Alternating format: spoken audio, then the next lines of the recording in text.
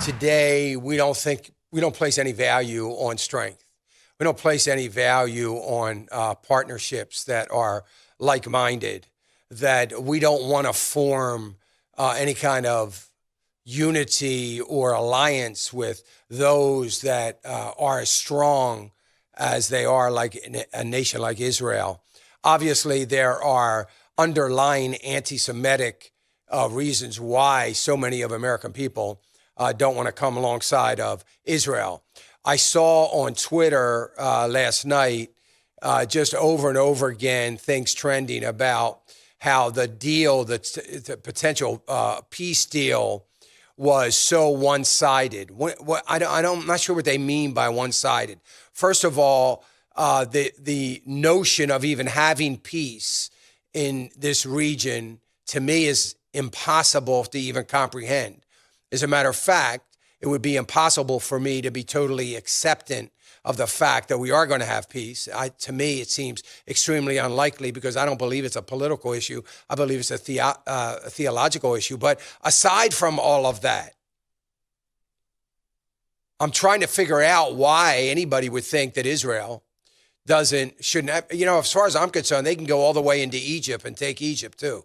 Because when you look back at antiquity, you look back at what God gave Israel, it was far bigger than what we see today. So I guess the question could be, do they have the rights to that? I think they do. And I think the new Israel will include the old Israel. But anyway, aside from that, this is, I know he talked about anti-Semitic views of Iran. Yes, there are, but they permeate here just with the squad alone. It is just absolutely amazing to me, but what a blessing it is to have a president that is working hard to have peace in the nation, has done the things that no other president has had the guts to do. I don't know, maybe you're not old enough to remember, but every single time it was talked about moving around, well, there's going to be a war. It is going to be the beginning of a new Holocaust. It's going to be the beginning of a new world war. What happened when we did that, when we made that decision? Nothing.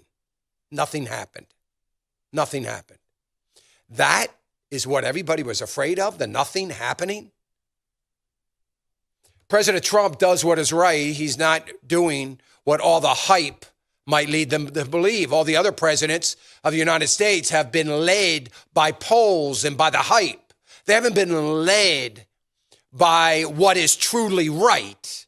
Because what is truly right, yes, it is right, but they've got to think about the political consequence of those right decisions. They've got to think about how that's going to impact themselves politically, or how it is going to impact the nation politically, how it's going to impact the view of other nations towards America. They've got to think about all those things. I don't know how a past president was ever able to make any decisions based on all of those things and not having the freedom to make a decision based on what is right. And that, again, is one of the reasons they despise this president so much. He hasn't changed what the presidency is about. He has taken the presidency back to what it was supposed to be about 230 some years ago. He's taken it back.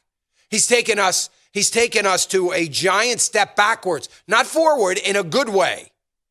Oh, he's taken a lot of things forward, economy, our standing, our military might, all those things, all moving forward. But he's taking us back to the way it's supposed to be. But we can't seem to deal with it. Hey, remember to click the subscribe button right here on the screen.